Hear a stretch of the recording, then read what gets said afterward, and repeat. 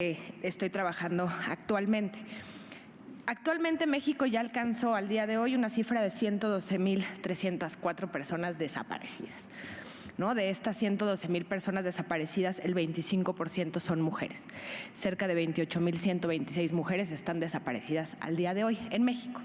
En general, el patrón en el país es que, el número de hombres desaparecidos es mucho mayor, salvo en las entidades del centro del país. En estados como Puebla, Tlaxcala, Estado de México, las desapariciones de mujeres ya están o ya superaron hace bastante tiempo a las de hombres.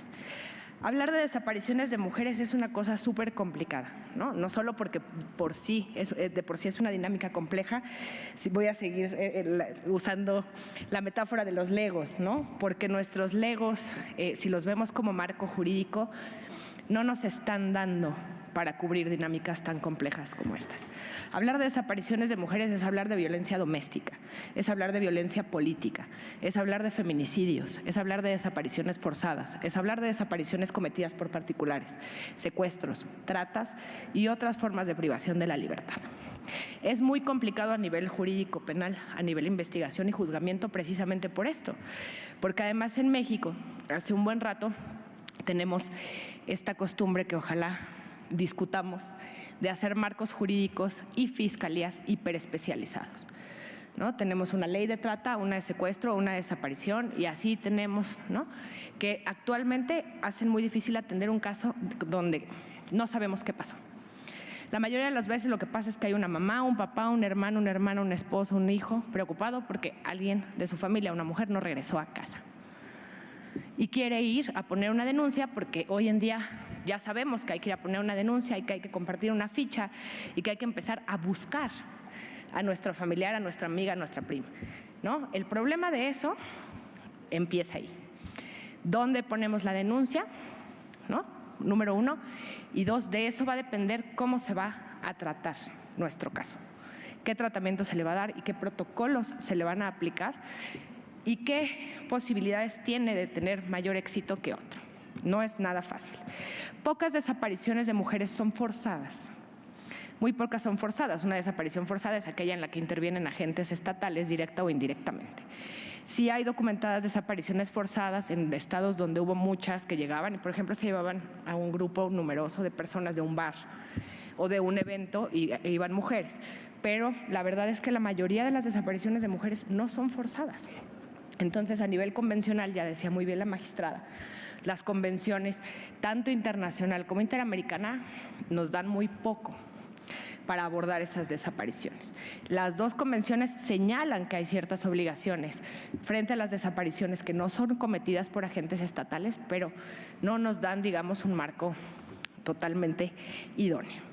Ahí empieza el problema. La Ley General en materia de desaparición, que se creó en 2017 y entró en vigor en 2018, nos da un marco jurídico complicado porque se hizo un chilaquil, le llamo yo, para quienes hayan sido mis alumnos, pues van a reír, entre cuestiones de derecho internacional y derecho penal.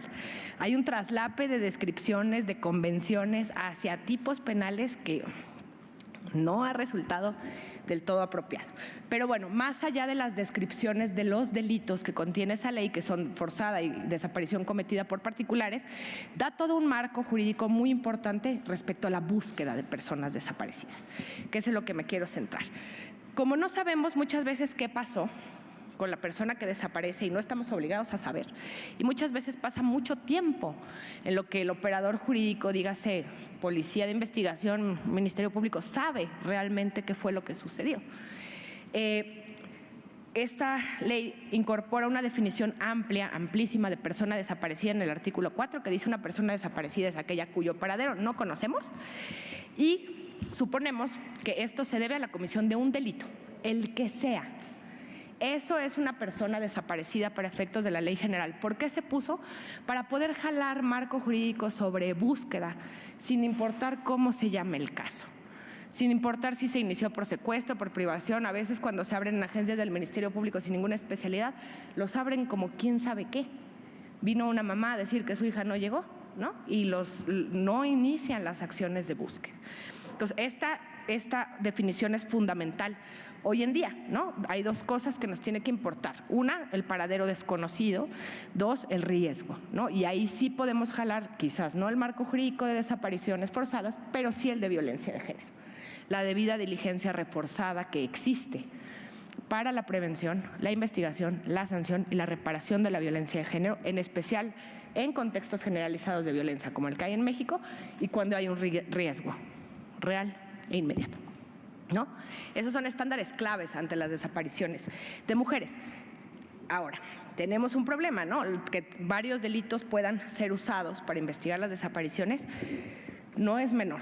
Yo insisto, depende de eso cómo se va a tratar tu caso. La Ley General en materia de desaparición dio lugar a varios protocolos, ya hay como 3, ya vamos en 3 protocolos, un homologado de búsqueda de niños, niñas y adolescentes y un protocolo homologado de investigación, ahí sí solo de desapariciones forzadas y cometidas por particulares. Pero cuando el caso se inicia por secuestro, o se inicia por trata, o se inicia por privación de la libertad, o se inicia por quizás hasta violencia familiar o doméstica, no necesariamente se van a aplicar estos protocolos. Una, por desconocimiento, y dos, por las especializaciones de las fiscalías, que son un desastre. ¿De qué depende que tu caso se investigue como una u otra cosa? A veces sí tienes claro que esto fue una forzada, que esto fue una por particulares, ahí ya sabes, pero muchas veces a dónde se te ocurrió llegar. Si ustedes van con un abogado o una abogada que se especialice en desaparición como yo, los vamos a llevar a la especialidad en desaparición porque queremos aplicar protocolos de búsqueda. Pero si van con otro abogado y abogada, van a acabar en FEBIMTRA, ¿no? En la de trata, o van a acabar en la CEIDO, en la especializada en secuestro. Y de eso depende que se te aplique o no reglas sobre búsqueda de personas desaparecidas. Hay toda una discusión muy importante, porque de ahí eso me quiero referir. Para efectos de búsqueda, creo que se tendría que aplicar en todos los casos, con estos motivos de riesgo, siempre y cuando no obstaculice otras cosas, ¿no? Porque el marco jurídico y, digamos, los protocolos de búsqueda son muy útiles en ciertos casos, salvo cuando estamos en una hipótesis donde se está negociando un rescate clásico en el secuestro. Ahí las acciones de búsqueda que usamos para desapariciones pueden obstaculizar. Lo mismo en trata. En trata muchas veces, ¿no? Si tú te acercas demasiado a los lugares donde están las víctimas, que además no suele ser una, suele ser varias, ahí es posible que las pongas en mayor riesgo con este tipo de acciones, ¿no? Pero en general, en los casos que no sabemos, tenemos que empezar a hacer alguna clase de acciones de búsqueda para acercarnos a una hipótesis, porque el paso de las horas es clave. Es clave por un montón de cosas. Conforme avanza el marco jurídico, también avanza la delincuencia y también avanzan los criminales y van sabiendo que desaparece el teléfono, le quitas la pila, lo avientas por ahí, te vas deshaciendo de todo lo que te puede llevar a dar con el paradero de la víctima. Entonces, bueno, aquí empieza el problema, ¿no? Entender las desapariciones de mujeres desde esta perspectiva muy amplia, porque no solo están estas donde no sabemos dónde está, muchas veces son feminicidios, ¿no? Acaban en feminicidios. Lo que pasa es que ahora los feminicidas también replican estas cuestiones de enterrar a las mujeres ya en lugares donde no se van a localizar, con la lógica de, bueno, pues si no hicieron nada con una fosa de 300, ¿quién va a encontrar a mi esposa enterrada en mi jardín? ¿No? O sea, tenemos muchas posibilidades y eso dificulta mucho la investigación, sumado además a lo que ya sabemos, que en las agencias del Ministerio Público no se aplican protocolos, se minimizan los casos, se estigmatiza a las víctimas. Aquí hay que tener en cuenta, ¿no? Las mismas estigmatizaciones y minimizaciones que se sufren en los casos de mujeres son distintas, ¿no? Ahí su hija anda de loca, su hija se fue con el novio, seguro anda de parranda, mañana regresa, y así dejamos pasar las horas más importantes, ¿no? Tenemos que cambiar la lógica de las autoridades policiales y ministeriales para decir, mira, primero busca y luego ya, sí estaba, pero encuéntrala, ¿no? Tú ponte a buscar, porque qué tal que no.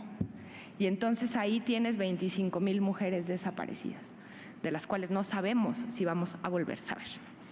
Causas, ¿no? Hay que entender que las causas de las desapariciones de mujeres están relacionadas con el género, ¿no? O sea, o son en el ámbito relacional, pareja, expareja, en la comunidad, tienen muchas relaciones con otras formas y modalidades de violencia. En violencia política incluso hay candidatas desaparecidas en las elecciones. La desaparición es una forma de violencia de género. Pero también tenemos todas estas desapariciones que tienen fines sexuales, ¿no? Las tratas, pero también ahora estos casos que son tremendos de las mujeres jóvenes que se llevan los grupos delincuenciales o algún pelado de un grupo delincuencial para hacerlas sus novias forzadas, ¿no? O para llevarlas a una fiesta y después no se vuelve a saber de ellas. También tenemos restos mortales, lo que es ocultado son los restos mortales, pero mientras lo que no encontramos a la persona, no sabemos dónde está. Y también tenemos otros casos donde se desaparecen a las mujeres como castigo a hombres y se usan a las mujeres en actividades delictivas, y en todas esas hay razones de género. Están desapareciendo por ser mujeres. Pero además de las razones de género, en este tipo de desapariciones tenemos que pensar que también vamos a entrar en consecuencias de género. O sea, aunque quizás no haya una razón de género en por qué se la llevaron, no es su esposo, no es su pareja, no es su expareja, se la llevó un cuerpo policial. Las consecuencias de género, las mujeres son mucho más vulnerables a sufrir violencia sexual, embarazos forzados, ¿no? Partos en cautiverio incluso. Y además, una consecuencia más de género, que seguramente todos ustedes ya conocen, sean mujeres o sean hombres los desaparecidos, quienes están afuera buscando son mujeres. Son mamás, esposas, hermanas, abuelas. Quienes se quedan al cuidado de toda la cantidad de niños que han dejado toda esta cantidad de desaparecidos son mujeres, casi todas abuelas, ¿no? De estratos económicos muy, muy bajos y que están enfrentando unas consecuencias tremendas también a causa de la desaparición, ¿no? Todas esas dinámicas de género nos toca la desaparición. Aquí hay que entender los deberes reforzados frente a la violencia de género. Yo creo que esa es la vía de entrada y sí usar algunas cosas que sí ya nos da el marco jurídico internacional.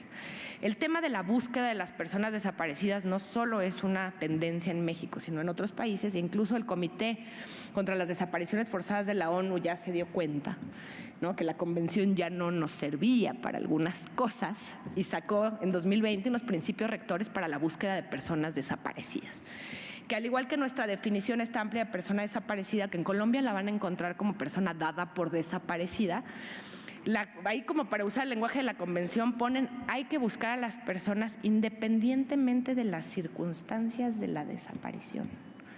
Primero busca y luego ya ves si es forzada, porque qué tal que si es forzada y si le aplicaba la convención y no buscaste. Es un poco la lógica. Ya estamos hablando de búsqueda, que esto sumado a los deberes reforzados que tenemos en materia de violencia de género, la debida diligencia reforzada, nos da un marco para poder recaracterizar algunas investigaciones de algunos procesos y juicios penales sobre este tema. Obviamente los problemas de clasificación son complicadísimos, ¿no? Porque además ojalá solo fuera el tipo penal, les digo, cada uno tiene su fiscalía, cada uno tiene sus capacidades, cada uno tiene sus técnicas, ¿no? Incluso a veces dices, híjole, más rápido al aceido, ¿no? Pues sacar una intervención telefónica al aceido es más rápido que ir a desapariciones, ¿no? Con esas cosas hay que estar pensando y haciendo estrategia. El problema es que no todo el mundo tiene acceso a algún abogado o abogada especialista y a algún ministerio público que sea sincero y que te diga, te conviene más irte para allá ahorita, de verdad. O sea, si lo que quieres es localizar, váyase para allá, ¿no? Tenemos que hacer algo ahí muy importante. A veces pasa, es un dilema no resuelto, decimos, bueno, están los protocolos ALBA. Los protocolos ALBA vienen igual de Ciudad Juárez, son protocolos de búsqueda de mujeres que ahorita se está reformando a ver si se adapta un poco al protocolo de búsqueda. Esos protocolos originalmente los aplicaban por lo general las fiscalías especializadas en género. Ahora se están pasando, digamos, por la naturaleza de la búsqueda a las fiscalías de desaparición. Tenemos un limbo jurídico ahí, difícil, porque además dices, bueno, que lo aplique la de desaparición, que sabe de búsqueda, pero no sabe de género, o que mejor lo aplique la de género, que sí sabe de género y quizás sí va a ir a buscar al jardín, pero no sabe nada de búsqueda. ¿Cómo le hacemos? O mejor empezamos a crear entes de búsqueda especializados en búsqueda sin importar cuál característica tiene la víctima. Porque esto multiplíquelo, le estoy poniendo el juego entre marco jurídico de mujeres y marco jurídico de desaparición. Pero piensen que hay niños, niñas y adolescentes que tienen un marco jurídico especial. Hay una fiscalía de migrantes, hay una fiscalía de periodistas. ¿Qué tal si eres periodista, mujer inmigrante? ¿Quién te busca? la CEIDO seguramente, porque no la van a querer calificar como desaparición. Eso es lo que sucede, ¿no? Tenemos un problema, ¿no? Muy serio, ya hay que discutir nuestro marco jurídico. La especialización sirvió en algún momento para decir, bueno, hay que desarrollar métodos y técnicas especializados para ciertos fenómenos criminales que son muy complejos, pero hoy en día se nos está volviendo un franco obstáculo. Porque además, por ejemplo, solo de hablar de la Fiscalía General, quien tiene la mayor cantidad de información sobre operación de grupos criminales chicos, grandes y medianos es la CEIDO, y la CEIDO no comparte información con absolutamente nadie. Las otras fiscalías no tienen acceso, entonces está la FEBIMTRA buscando redes criminales, ¿no?, que no siempre va a tener bien documentadas. La búsqueda, insisto por ahí, la búsqueda nos permite ver todos estos casos, ¿no?, si son desapariciones, secuestros, trata, a las personas hay que buscarlas y en especial a las mujeres. Ahí Campo Algodonero es muy claro. Campo Algodonero lo estamos acostumbrados a estudiarlo como un caso de feminicidio, pero es un caso de desaparición también. Las mujeres estuvieron desaparecidas, ¿no?, y no se hizo búsqueda. Es una manera de prevenir que las asesinen, de prevenir que las violen, de prevenir que nos oculten sus restos para siempre. Hay que activar medidas de búsqueda. Ahí el Ministerio Público es un reto, porque ahí sí, solo los de desaparición medio saben, igual se niegan a activar las acciones de búsqueda. Ahí la autoridad judicial es súper importante, ¿no?, que cuando vea que es un caso donde la víctima está desaparecida, sí tenga como muy en cuenta que la geolocalización, la intervención telefónica, las exhumaciones y los cateos son casi todo lo que tenemos para encontrar a las mujeres desaparecidas, porque muchas veces ya se ha complicado tanto, ¿no?, que no podemos llegar a ellas. Entonces, eso es un poco, ¿no?, aplicar a partir de la Belém do Pará, decir tiene calidad de desaparecida y tratar de impulsar, digamos, de autorizar, ¿no?, con la celeridad debida las acciones de búsqueda cuando se pueda dictar medidas de protección, porque las familias corren mucho riesgo. Y pues casi que de manera oficiosa tratar de activar también a otras autoridades de búsqueda. La ley también creó, por ejemplo, comisiones de búsqueda, una Comisión Nacional de Búsqueda y comisiones estatales a las que hay que dar aviso, mira, aquí tengo una víctima desaparecida, inicien búsqueda, porque es casi todo lo que tenemos muchas veces. Muchas gracias.